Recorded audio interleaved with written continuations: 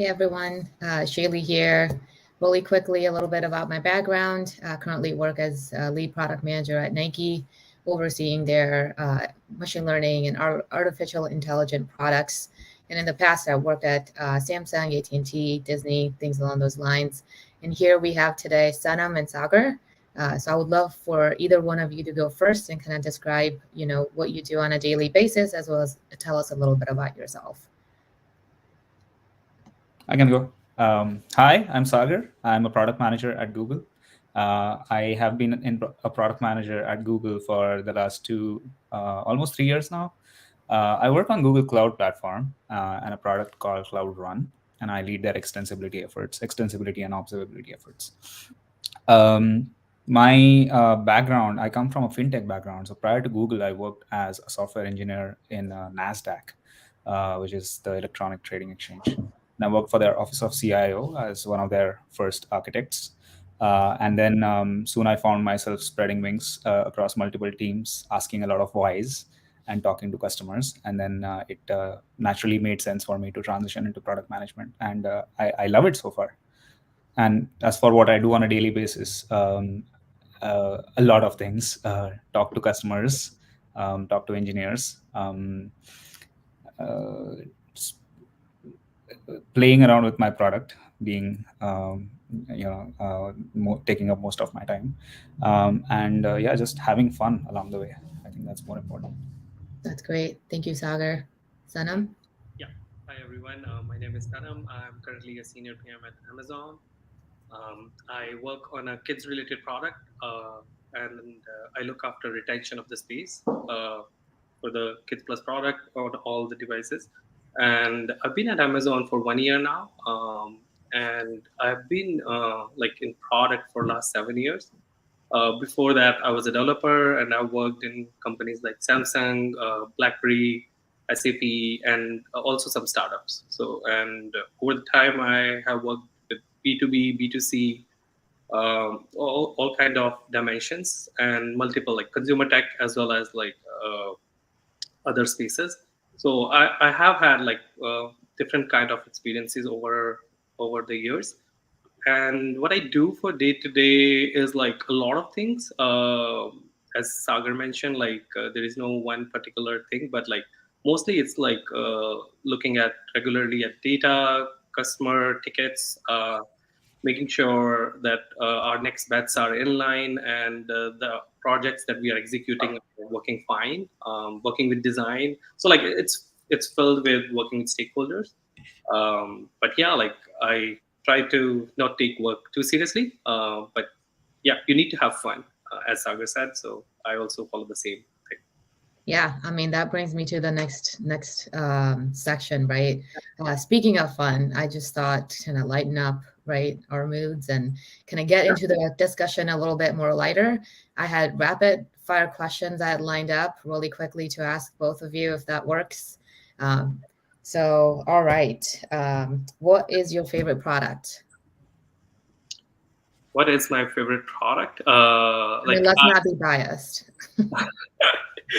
Yeah, I was about to be biased, but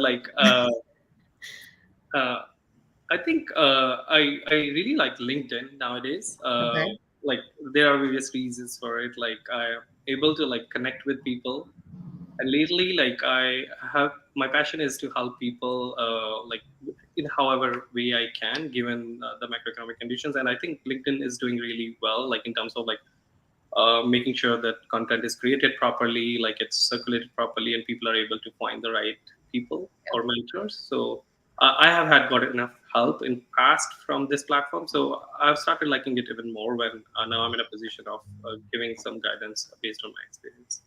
That's great.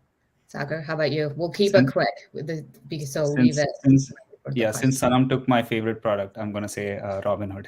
I'm a Robin, little biased because of my fintech background in gotcha. exchange space, but Robinhood, I love Robinhood. That's awesome. Okay. Summer or winter? Winter. Summer. What? Wait, hold on, one at a time. Go ahead, Sanam. Summer. Summer, okay. And Sagar, Winter for me. winter. That's the Okay. reason why I choose New York. Okay. All right. Makes sense. Cats or dogs or none? If I have to choose dogs. Okay. Cats. I Yeah. owned a cat. Yeah. Okay. All right. I would say none. I have two kids, so most of my time goes behind Yes, the for me kids. actually, I would say none.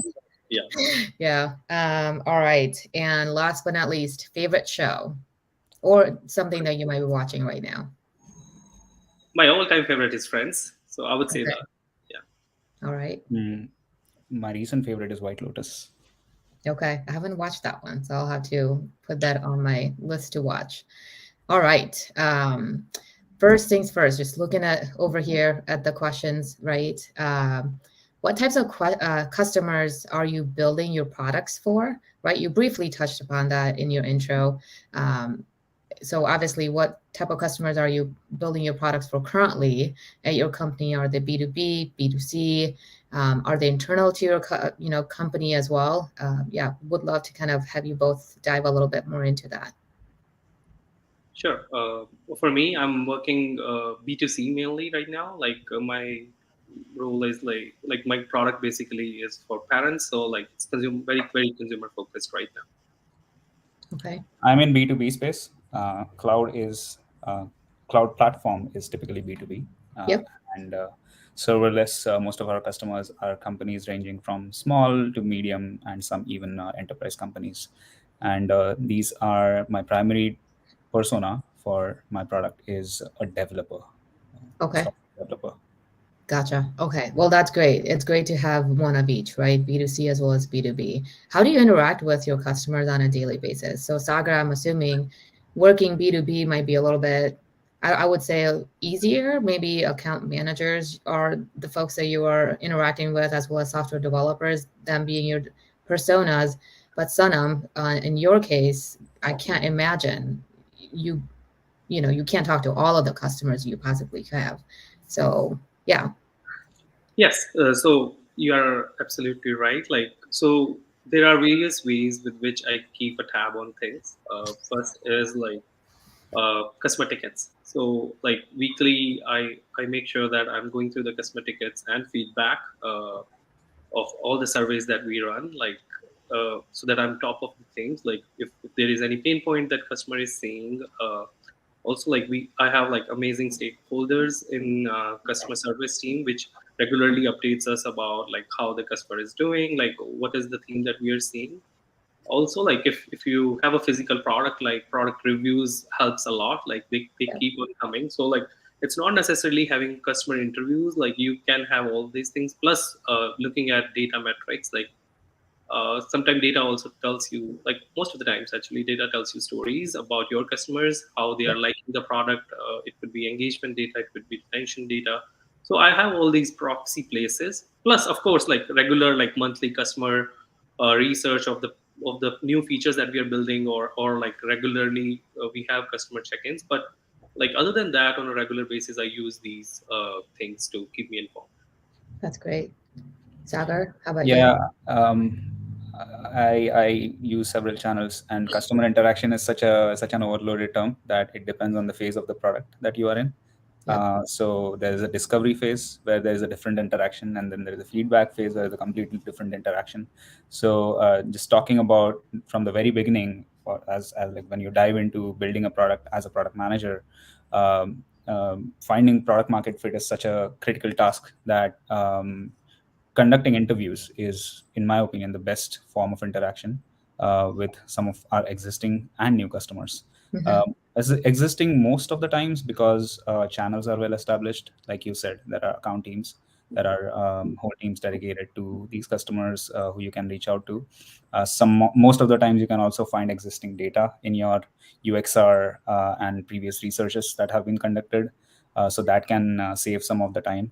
But I've always found out that interviewing them and hearing their problems firsthand just lets you connect with them at such a deeper level that the empathy is gets ingrained in your DNA when you're talking to them.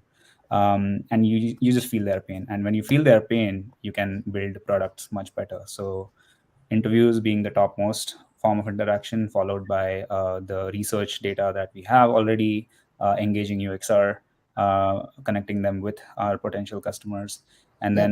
then For the feedback, I would say we have several preview stages and several customer connect tools through the company. So that's fairly easy to collect feedback once the product is out. So that side of interaction becomes fairly easy. But that's a very critical interaction, because that's when the pivoting of product happens, right? Because as the early feedback starts creeping in, Yep. you start incorporating some of these nuantic changes to your product. Yeah, absolutely. So you guys both talked about how often and different ways you interact with customers. Let's say, all right, I'll reverse a little bit.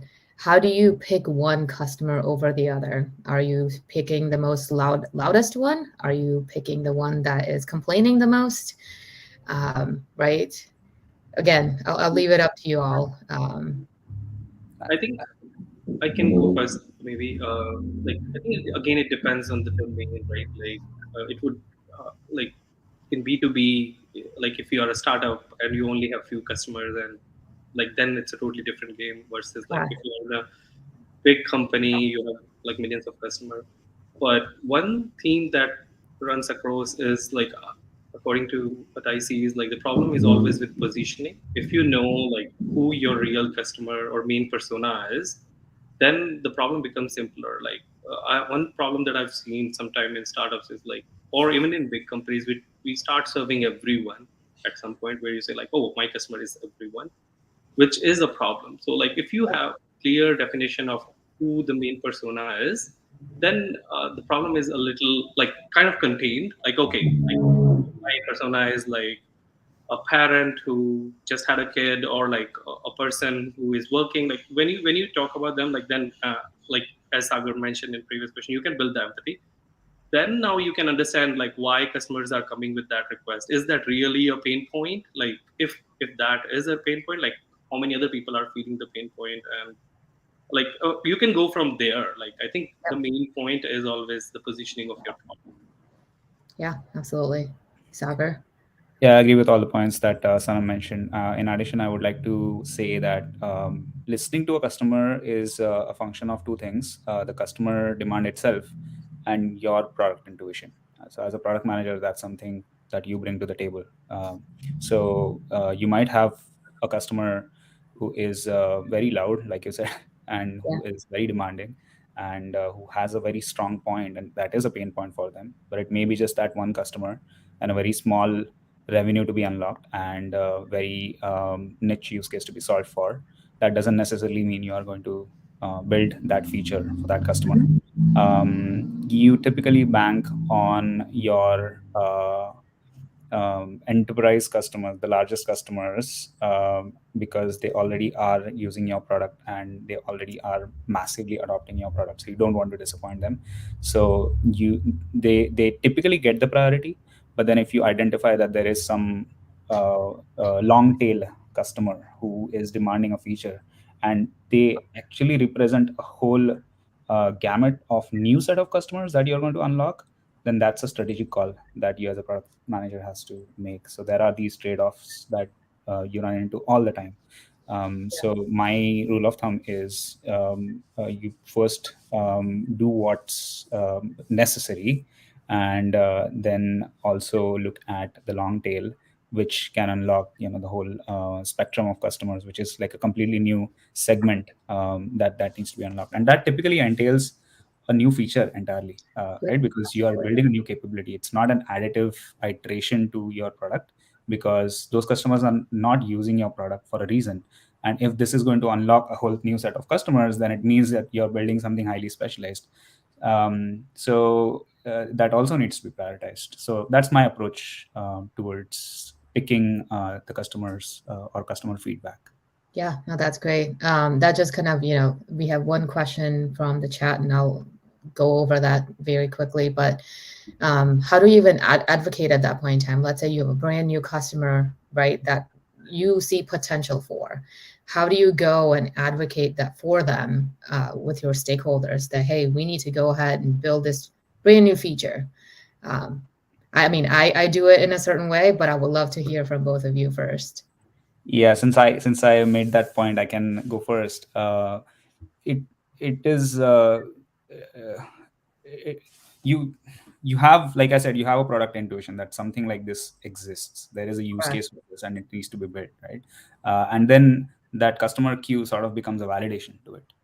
It's just a validation to what you already know, and then you start gathering more data points, and that gathering of more data points goes back to our previous question of how you interact with customers. So Yeah. if you have additional bandwidth in addition to doing your other tasks to explore this new feature, which Yeah. product managers by the way do it all the time, right? Like you have to be on the watch that this is a new breakthrough that my product can get, and that can unlock a whole new set of problem statements to be solved for. You just do the needful. You do the discovery as always. You talk to more such customers. You look at tweets. You look at public platforms, because these are not your existing customers. We are talking about new set of customers. So you don't have existing data points in your company or through any of the teams. So you have to do a little extra work. So you might also engage your GTM teams, your regional sales leads to gather leads and reach out to folks. And so scouring becomes a little more aggressive at that point as a PM. But once you have that data, right, it becomes very easy to make a strong case to your stakeholders, to your point. Like, Yeah.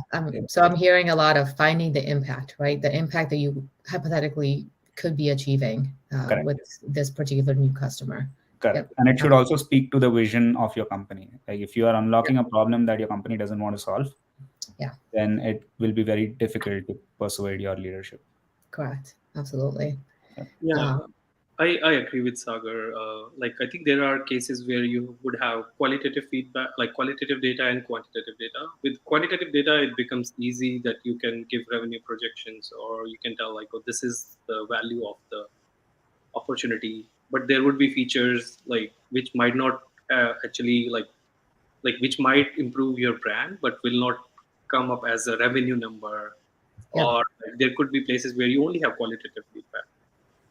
So in those cases, like as Sagar said, like there is certain product intuition that you need to take, and how you convince your stakeholder is like you first, of course, try to collect more data points if you can, but otherwise, like sometimes what I have found like is like lacking in a lot of PMs is be bold, right? Like Mm, you just like then if you have a strong product sense, you have qualitative data, then you can just put your foot sometimes and say like, I think we should go for this.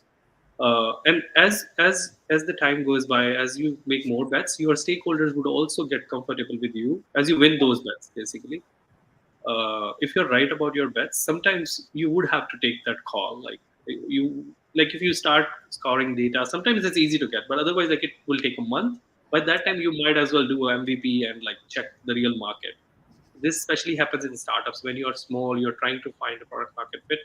If you try to do all this research, you might not even be able to. But if you have a strong product sense, just like build it and ship it and like measure the real impact.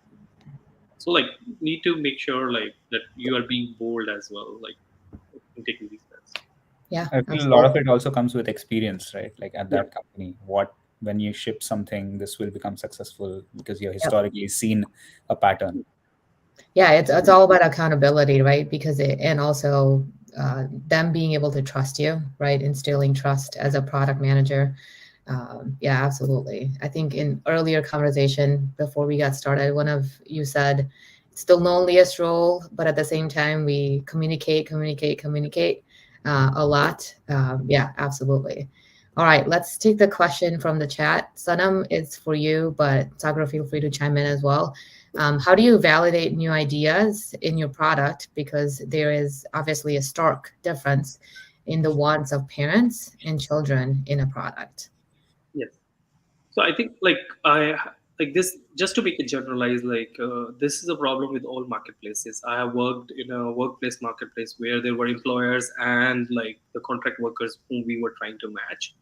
And here like also like we have two personas like where we have parents and kids both have different needs, and we need to cater to both. Like children would be the main for our engagement, parents engagement is also important because they are the payers.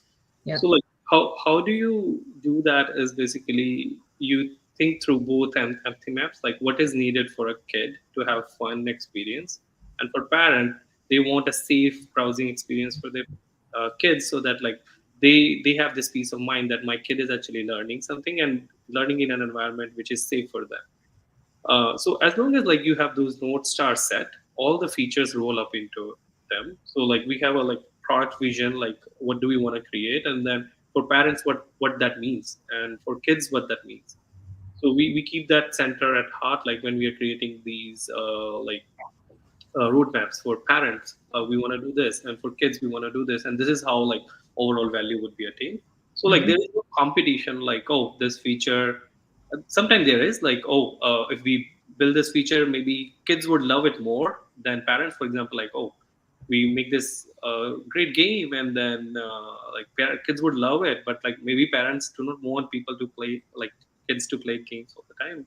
So what we do is like we try to come up with fun games where parents can also engage with the kid, or there is a learning part to it that kids can learn too while playing, which is also like just of our product. Like we want to create a safe environment. So like this kind of translates to marketplaces as well. Like if I talk about employer and contractors, we want like them to find the right opportunities. At the same time, employer needs to have good, like reliable people. So like you build this rating system where like you can rate the worker. So like if the worker rating is high and employer rating is also high, like you can match. Basically same for Uber, right? So like you make sure that both the entities are being entertained. That's how you maintain the health of the marketplace. Any marketplace where there are more than one user.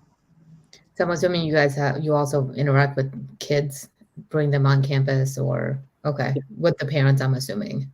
Yes. Yeah, yeah. Okay. Sagar, any inputs, any feedback? I don't know.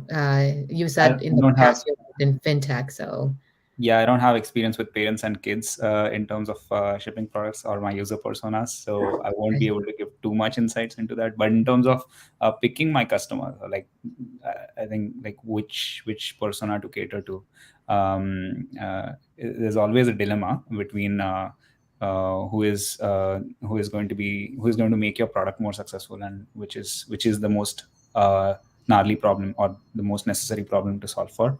And I feel the user happiness score always wins. Yep. Like the happiness score has to be high, and that's what speaks to your company's value and mission. Again, it differs from company to company. For a startup, it might be something else, but for an established company, you typically do what's best for the mission of the company. Yep. All right. No, thank you both. All right. Taking a look at other questions. What does it mean, in your words, to be customer obsessed? I mean, Sanam, that's one of Amazon's 14 principles, right? Yeah. Let's have Sagar go first in that case. Yes. Sure. I'll keep it very short so Sanam can grab the rest of the time. I think customer obsession just means empathy in your DNA, in every decision that you take. So that your customer doesn't need to be in the room, and you can speak on behalf of your customer for every single decision that you make. That's what customer obsession means for me. Yeah, that's great. I mean, Yeah. putting it in a very short format, absolutely. Yeah, absolutely. I think Sagar, you like. I think I don't need to say anything, but like, just to complete it, like I would say, like if you are creating any feature, any product, like you need to start thinking about what are the pain points of the customer you're trying to solve. I've seen like, and I've done this mistake, like where you start from a profit statement. Oh, this market, total addressable market, we will win and we will make 50 million in revenue. Like I've done this mistake myself early in my career. I've seen like big CEOs make this mistake as well. Whereas like if you start from customer and you are truly customer obsessed, you would start from the problem that you are trying to solve. That become your mission, vision for even features and product. You like it doesn't need to be always on the company level, but you start from that pain point. Why are you trying to solve that, and then work backwards from there. Like okay, if I'm solving this problem, it would lead to customer happiness in this way, and there is nothing like that in the market, and this solves the customer problem in a 10x level, or at least 3x 4x level. Then Yep. it takes, like then you are taking those decisions from customer obsession, point of view, and always like just one liner is like think about customer when you are trying to and make the decision as if you are the customer or prospect. Like I think PM should be representative customer in that in every meeting. I I think have one more thing also helps in this is falling in love with the problem and not the product. It has been said a lot of times. It's a very well known thing, but it's easier said than done. But falling in love with the problem itself is very important than being myopic about the product. Because a lot of times we just think about the product, especially if you're working on an established product, it's very hard to um, put your brain outside and think from like a person who is going through that CUJ that's actually there in your PRD, but you haven't really put yourself in that person's shoes. So how do you fall in love with their problem versus what you already have designed? So I think that also helps. Yeah. I mean, would you also say that taking a look at it from the problem perspective, also not being so defensive, right? Like defensive for your product as well, right? Because sometimes, because it is our baby, we are building it. Sometimes we can become really defensive. So kind of putting our guard down and seeing it from the other side and setting the problem in itself on the other side, right? Like working Yeah. as a team. and Absolutely. It doesn't mean downplaying your product. It just means Yep. when you fall in love with problem, or when you're thinking through problem lens, you just come up with 5 different solutions outside of your own product, and your product just happens to be one of the means to an end to Yep. solve that problem. And you're also open to other possibilities, right? So you Yeah, explore, you exactly. open up other Right possibilities, focus. Yep. right? Absolutely. I All think right. it's Oh, very important in terms of startups as well, right? Like you need to pivot if something is not yeah, working. Yeah. So yeah, you might need to kill things as well. yeah. Knowing when to sunset your products is another big thing. It's always harder to do in a bigger company because there is always going to be that one person that is still going to be using it. But all right, Amol in the chat says or is saying that, but if we as a PM think about or think from the point of view of a customer, won't we bring our biases as well? Very good question. I mean, that bias is necessary, I would say. Okay. But you have to be well. I don't know by bias if they mean bias, your own bias, or that customer's point of I'm view. assuming, yeah. But when we say customer, it is not one customer. It is a representation of hundreds of customers, and you have distilled that hundreds of customers problems into one common problem. So it's not just one customer that we are talking about. So we try to mitigate the bias as much as possible, but when it comes to that particular problem statement, you have to be strongly opinionated. And as Sanam said, being bold is what gets things done as a PM. Yeah. Yeah, I don't have anything to add actually. You're absolutely right. Like there would be certain bias, but you make that bias only after looking at qualitative and quantitative feedback across like multiple customers, not 1, 10. No, like it should be a bigger group. What if there is no feedback and or data? What would you do? You ship, You ship, you ship, yeah, ship fail and fast. repeat. Yeah. Yeah, Like yeah. if it works, it works. Otherwise, like go to the next thing. Yeah, absolutely. All right, so we have about 30 seconds remaining. Any advice is right. One of the questions I always like to ask towards the end of these events. Any advice that you would like to give, right? Your younger self, your younger PM self, or anyone on the channel watching today? I would like to believe I'm still young. Yeah. Yes. That's Sorry. I no, I'm just kidding. I think I should have transitioned into product management way earlier. That's the only Okay. advice I would have given. Yeah, if I have to say anything, I would say like always ask for things. Sometimes we think that I shouldn't ask for this. It would make the conversation awkward with my manager or something. But what I've learned is asking always helps. Like Yeah. I ask for that raise, ask for switching into the role that you want, or ask for anything that you want. Without ask, you won't get it. Yeah, absolutely. The answer is always no until you ask, right? It's always my motto as well. And there's no better time to ask than right now. Hopefully Yeah. not on 5 o'clock on Friday, but perfect. All right. Well, thank you both so much for imparting your knowledge, answering all the questions, and just speaking with me today. Really appreciate it. I hope you have a great day. Thank you so much. Have a great weekend. This was fun. Okay, thanks. Bye. Bye.